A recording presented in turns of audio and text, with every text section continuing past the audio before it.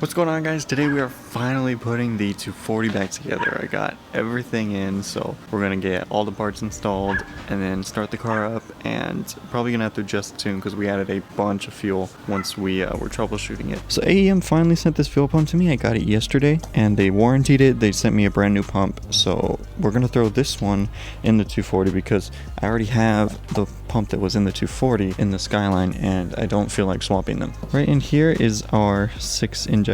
Here's the flow test that I want to go over real quick. Right here is the before, and as you can see, 289, 700, 250, 148, 505, and 0. One of them was stuck completely closed. We got no fuel coming out of that one, and that gave us a super gnarly misfire that the wideband was picking up, and it was giving it a lean condition, and that's why our wideband was reading so lean. These are 750cc injectors, and the closest we got was 700, and we had one stuck, and then we had one as low as 148 cc's, which is super low. Doing a bunch of cleaning and tests, the guys at RC were able to get them back to 750s. So we got our injectors here. If you guys need to get your injectors cleaned or you're curious, you need to get them tested, hit up the guys at RC Fuel Injection. They're out here in Southern California. Tell them I sent you and they'll get you right. So we have those are gonna be pretty easy to install. Also, this is something that I've needed for so long that I just kind of been lazy and never ordered. Valve cover gaskets. I have a leak on my valve cover gasket in the back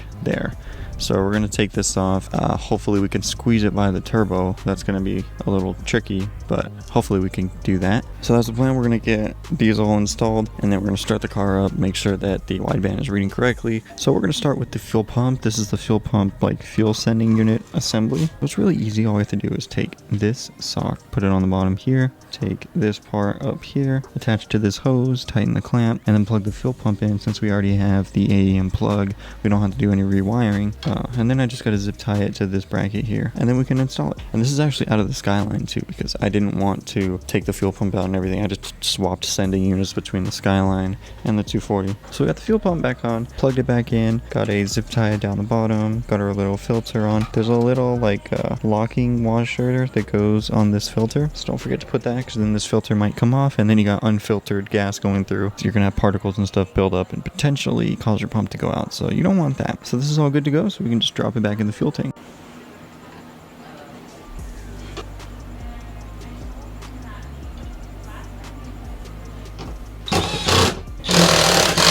So we got the fuel pump installed, got it plugged back in, everything's good to go back here. So now we're gonna get the injectors in. So we'll just take the fuel roll off and pop them in.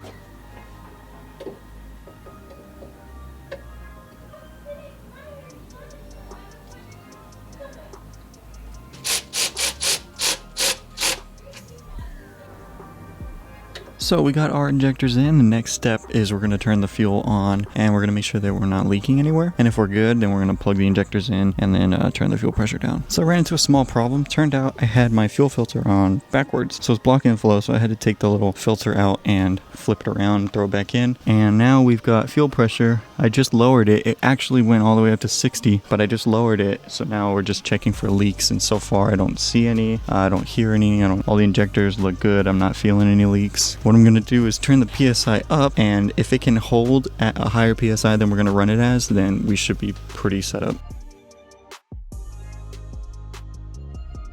So right now we've got it pretty close to 70 PSI, it's about 68. It's not leaking anywhere, so we are good to go, because we're going to throw it back to 43. On the dyno we might bump the fuel pressure up, not sure yet, but we're going to put it back to 43 for now.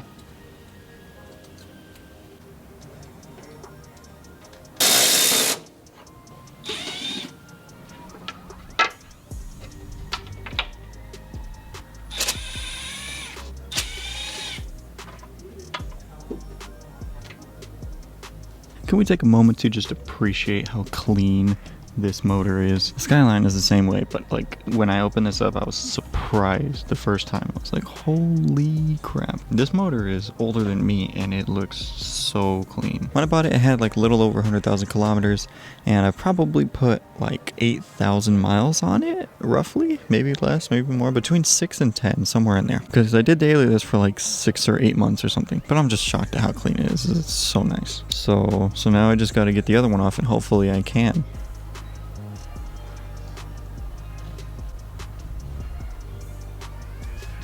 Almost forgot that a while back I bought some new of the half moon seals that go on the back, so I'm gonna replace them while I'm doing this anyways.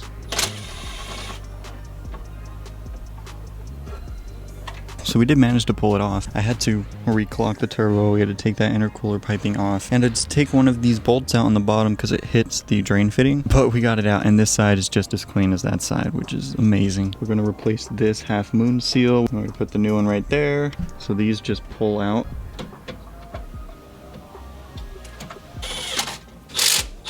Okay, so I can't end the video without doing a startup. So we're gonna start the car up. Alright, so here it goes. We're about to start her up, and the AFR in the bottom left's gonna be super rich, but here we go.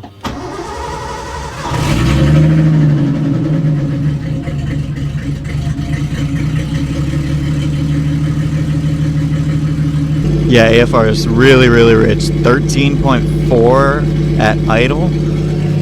Way too rich, but she seems to be running good. I don't see any leaks. Freaks me out. I'm not sure if you guys will be able to tell. The headers, whenever there's any residue on them, they'll start to smoke, like how the exhaust wrap will do. If you put exhaust wrap on, just know that it's gonna smoke. It eventually goes away, but that just scared the shit out of me right now because I was over here monitoring the dash, and I don't know if you guys can see, there's a little bit of smoke.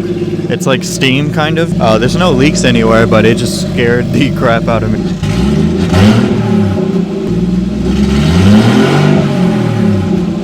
The car sounds so much better now. It revs so much easier too. The throttle response is way better.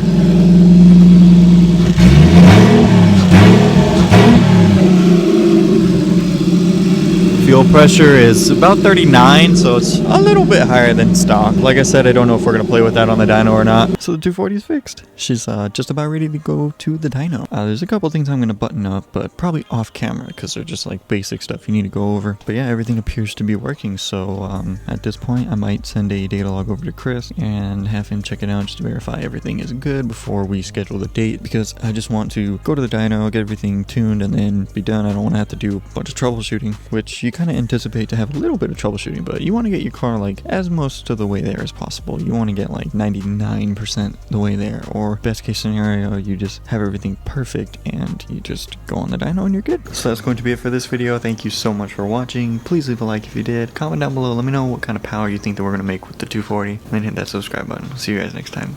Peace.